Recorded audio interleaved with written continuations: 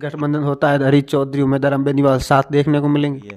8वीं तक गांव में पढ़ाई की, 10वीं आपके गांव में हीरा गिडानी में बुआ जी के यहाँ पर रहते थे, और उसके बाद में 10वीं के बाद में मजदूरी पे चले गए थे। आप जिस दौर के अंदर आपकी नौकरी थी, एक बहुत अपने आप के अंदर एक बहुत बड़ी बात थी, नहीं लगा कि ये रिस्क ले रहे हैं, नौकरी छोड़ रहे हैं, बिजनेस के अंदर जा रहे हैं, क्या पता सही होगा गलत होगा? ये सीट तो पक्की आरएलपी के खाते में जाएगी और अपना भाई जीतेगा। कभी बात हुई चौधरी साहब से फिर चुनाव हारने के बाद?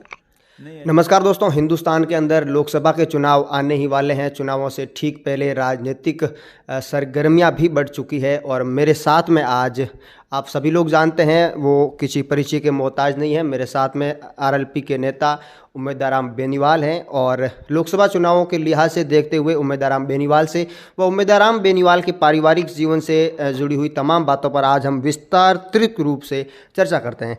उमेश जी, सबसे पहले तो आपका स्वागत है हमारे चैनल के माध्यम से। नमस्कार जी चंदन जी, आपका भी बहुत बहुत स्वागत। उम्मीदवार बेनीवाल को बाड़मेर जैसलमेर की राजनीति में हर कोई जानता है। मेरा पहला सवाल आपसे यही रहेगा, इस बार लोकसभा के चुनाव आ रहे हैं, क्या अपना भाग्य उम्मीदवार बेनीवाल आजमाने जा रहे हैं? बिल्कुल, आरएलपी पार्टी की तरफ से और गठबंधन की भी बात चल रही है। जो भी परिस्थितियां होगी, चुनाव बिल्कुल लड़ेंगे, और लोगों का मन है और बाड़मेर की जनता का जो मन है उसी अनुसार हम आगे का निर्णय लिया है, और जनता का मन यही है कि चुनाव लड़ना चाहिए। तो जैसी परिस्थितियां बनेगी उसके अनुसार निर्णय लिया जाएगा और चुनाव लड़ा जाएगा। गठबंधन की जो कोशिश आपने जिक्र किया, किसके साथ चल रही है? अब देखो, नेताजी की ऊपर लेवल पे बात चल रही है, और जो भी अनुकूल माहौल रहेगा और जिस तरफ ठीक रहेगा उस तरफ गठबंधन हो जाएगा और चुनाव लड़ेंगे। लेकिन काफ़ी लोग ये भी कयास लगा रहे हैं कि अगर गठबंधन होता है तो फिर नागौर की सीट पे कॉम्प्रोमाइज़ होता है या बाड़मेर के अंदर होता है। इस प्रकार की थ्योरी भी सोशल मीडिया के माध्यम से चल रही है। वो जैसी परिस्थितियां होगी वैसा देखा जाएगा, लेकिन चुनाव जरूर लड़ेंगे। आप विधानसभा चुनाव जो अभी बीते हैं इनकी बात करें तो कहीं ना कहीं आपकी हार के बड़े चर्चे हो रहे हैं, और सिर्फ बाड़मेर ही नहीं बल्कि राजस्थान की तमाम जगहों से लोग आपके बारे में लिख रहे हैं। क्या कहेंगे? जिस तरह से चुनाव तो काफ़ी लोग लड़ते हैं, हारते भी हैं, जीतते भी हैं, लेकिन आपका जो व्यक्तित्व है, आपका जो किरदार है, वो लोग कहीं ना कहीं हट के मानते हैं। बिल्कुल, हमारा तो यही प्रयास रहेगा कि राजनीति के अंदर भी स्वच्छता है, एकदम पारदर्शिता हो।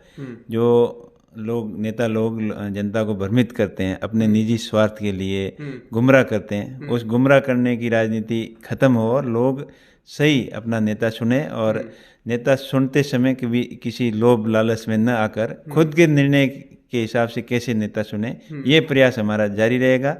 और हमें इस चीज़ की संतुष्टि है कि हमने जो प्रयास किए वो सकारात्मक प्रयास थे और लोगों को अच्छे भी लगे, लेकिन थोड़ी बहुत भूल रह गई, माइक्रो मैनेजमेंट की कमी रह गई हमारी तरफ से, और कुछ 1-8% लोग ही जो वोट देने वाले लोगों को अपने निजी स्वार्थ में, लोभ लालच में लोगों को भ्रमित कर दिया।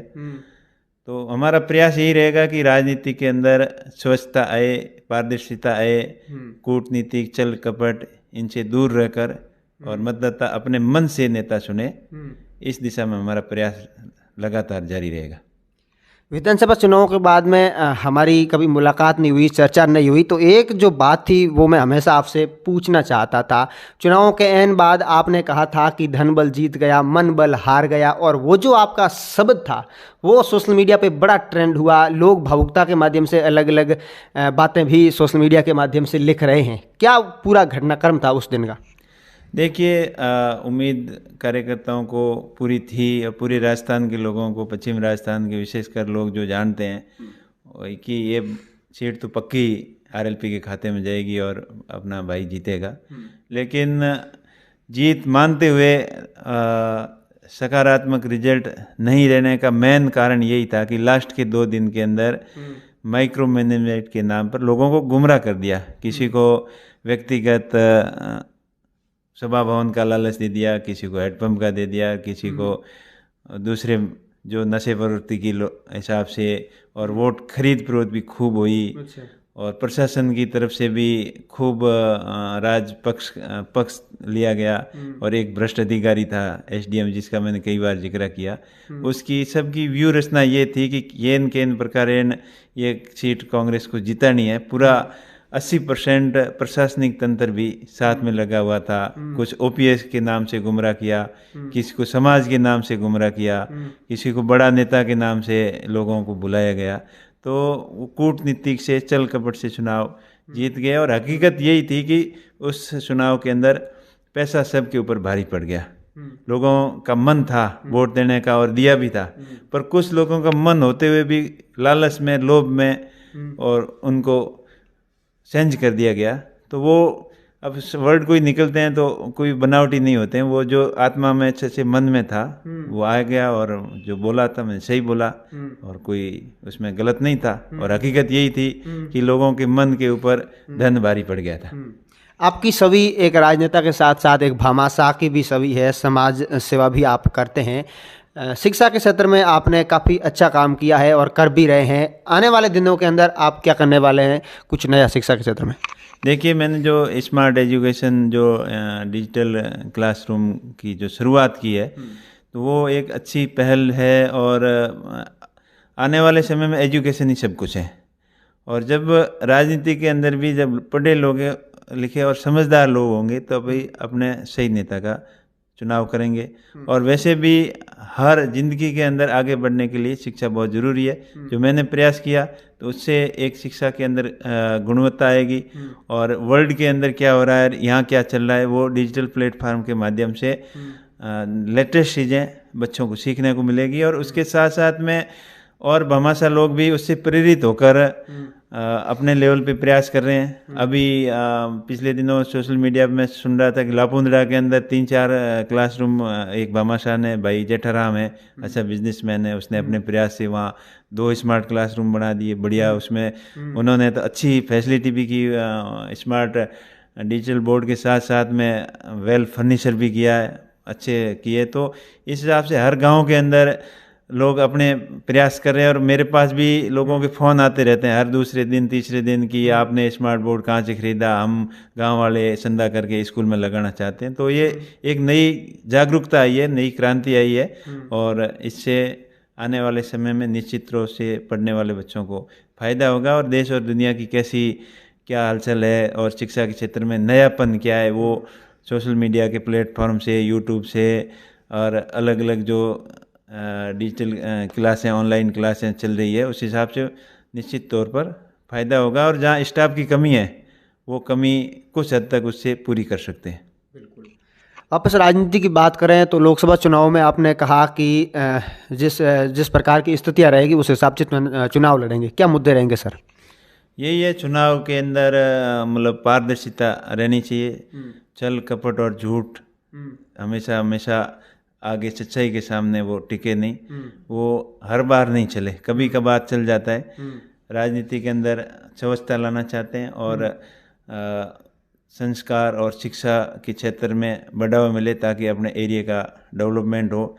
वैसे पश्चिमी राजस्थान डेवलपमेंट में काफ़ी पीछे रहा है और वैसे ही सीमांत जिला बाड़मेर जैसलमेर सीमांत जिला होने के वजह से हमेशा अभावों की श्रेणी से गुजरा है। तो हमारा यही प्रयास रहेगा। एक थ्योरी ये भी चलती है कि उम्मेदाराम बेनीवाल का जो बचपन था वो भी काफ़ी अभाव में रहा। क्या पूरा घटनाक्रम था आपके सर, बचपन से जुड़ी हुई यादें एक बार दर्शकों को बताइए। तो वही बता रहा हूँ, बाड़मेर जैसलमेर अभावों की श्रेणी में से गुजरा है और यहाँ लोग जीने के लिए संघर्ष करते थे। कैसे जिया जाएगा, पानी के लिए प्रयत्न था लोगों का, 20-20 किलोमीटर दूर से पानी लाना पड़ता था और उनकी यही दिनचर्या रहती थी। सुबह से शाम तक उनको यही चिंता रहती थी कि पानी कैसे आएगा, घर के अंदर पानी और खाने पीने के जो संसाधन इकट्ठे करने, जीवित कैसे रहा जाए, उसके लिए लोगों ने हमेशा संघर्ष किया है।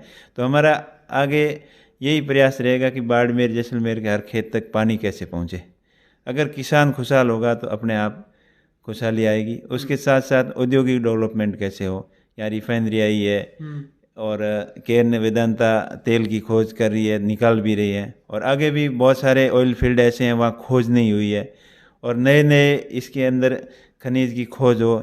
यहाँ सुनने में या जियोलॉजिस्टिक सर्वे में पहले भी कई बार रिपोर्ट आई है, यहाँ यूरेनियम है, टंगस्टन है, कोयले के अतुक भंडार हैं। तो इनके क्षेत्र के ऊपर एक मास्टर प्लान बनाकर इंडस्ट्रियल हब पश्चिम राजस्थान कैसे बने, अपना बाड़मेर जिला उसमें जैसलमेर अहम भूमिका निभाए। बाड़मेर जैसलमेर को सीधा कंडला पोर्ट से जोड़ना, रेल लाइन से जोड़ना, ड्राई पोर्ट है जो बाकासर में आना है, इन्हीं मुद्दों के ऊपर विशेष रूप से ध्यान दिया जाएगा। और आपने मेरे व्यक्तिगत ज़िंदगी के बारे में पूछा, तो मैं तो हमेशा नॉर्मल किसान परिवार में पैदा हुआ हूँ और एजुकेशन मेरी हमेशा गांव की रही है। 8वीं तक गांव में पढ़ाई की, 10वीं आपके गांव में हीरा की डाणी में वहाँ बुआ जी के यहाँ पर रहते थे। और उसके बाद में 10वीं के बाद में मजदूरी पे चले गए थे। गर्मियों की छुट्टियां होती तब मजदूरी करते थे, दाल मिल के अंदर काम किया, बालोतरा टेक्सटाइल में काम किया। काम के साथ साथ में पढ़ाई जारी रखी और 95 में बालोतरा से हायर सेकेंडरी की। और हायर सेकेंडरी के बाद में फिर 95 में ही जुलाई में रिजल्ट आया और अगस्त में दिल्ली पुलिस की भर्ती आई, तो दिल्ली पुलिस में भर्ती हो गए, नौकरी लग गई और 8-10 साल वहाँ नौकरी की। नौकरी में ज़्यादा मन नहीं लगा क्योंकि शुरू से ही कुछ नया करने का ऐसे मन में ख्याल आते रहते थे, जिज्ञासा थी। तो फिर बिजनेस करने का सोचा। 2006 से आज यहाँ बैठे हैं जोधपुर में, ये हमने स्टार्टिंग है हमारी। और 2006 से 2010 तक ये हैंडीक्राफ्ट एक्सपोर्ट का काम था। फिर आप जिस दौर के अंदर आपकी नौकरी थी, एक बहुत अपने आप के अंदर एक बहुत बड़ी बात थी, नहीं लगा कि ये रिस्क ले रहे हैं, नौकरी छोड़ रहे हैं, बिजनेस के अंदर जा रहे हैं, क्या पता सही होगा गलत होगा? वैसे चुनौतियों से सामना करना हमारी फितरत में है और हमारे हमेशा हिम्मत को आगे रखा, मतलब हिम्मत नहीं आ रही कि हम ये कर सकते हैं। तो मुझे खुद पे पूरा भरोसा था कि जितना नौकरी में कमा रहे हैं उससे ज़्यादा बिजनेस में कर सकते हैं, तब जाके ये स्टेप लिया। और उसके साथ भगवान की मेहरबानी से आज दिन तक बढ़िया चल रहा है। और 2010 में गांव वालों ने सरपंच बना दिया मिसेज को और 10 से 15 तक सरपंच रहे। इसके साथ साथ में कंस्ट्रक्शन लाइन में काम किया और हमेशा लोगों के साथ में जुड़ाव रहा। सोलर इंडस्ट्रीज में भी खूब काम किया। और अभी फ़िलहाल 2018 आते आते ऐसी परिस्थितियां बनी थी, पिछली बार चुनाव लड़ा और दुर्भाग्यवश सफलता नहीं मिली। इस बार की तरह पिछली बार तो थोड़ा मार्जिन ज़्यादा था, 13,000 का गैप था, पर इस बार तो सिर्फ 900 से अटक गए। बट हमेशा प्रयास यही रहता है कि कुछ अच्छा करने का और किसी भी चुनौतियों से सामना करने से जुनून के साथ में करते हैं, कभी हिम्मत नहीं हारते। आपने कहा गठबंधन हो रहा है आरएलपी पार्टी का, आप बेनीवाल साहब से भी कल मिल के आए थे जयपुर शायद, क्या आखिर चल क्या रहा है, किस प्रकार से गठबंधन कब तक क्लियर हो जाएगी स्थितियाँ? अब देखो वो तो बड़े लेवल की बात है और जो पार्टी के लिए अच्छा होगा, आगे फ्यूचर के लिए अच्छा होगा और उसी के ऊपर बातचीत चल रही है, पर जो होगा वो बहुत अच्छा होगा। गठबंधन होता है, हरीश चौधरी उम्मीदवार बेनीवाल साथ देखने को मिलेंगे। देखो ऐसी परिस्थितियां तो शायद ही हो, पर हो सकता है। राजनीति के अंदर कुछ कहना असंभव नहीं है। ऐसी परिस्थिति बात हुई चौधरी साहब से फिर चुनाव हारने के बाद? नहीं, ऐसी कभी बात नहीं हुई। क्यों? धन्यवाद सर हमसे बात करने के लिए। ये आरएलपी के नेता उम्मीदवार बेनीवाल थे और इन्होंने हर मुद्दे पर बेबाकी से अपनी राय रखी। उम्मीदवार बेनीवाल ने अपने शुरुआत के संघर्ष के दिनों के बारे में भी विस्तार पूर्वक बात बताई व साथ ही साथ राजनीतिक रूप से भी उम्मीदवार बेनीवाल ने खुलकर चर्चा की। बहुत बहुत धन्यवाद आप सभी साथियों का।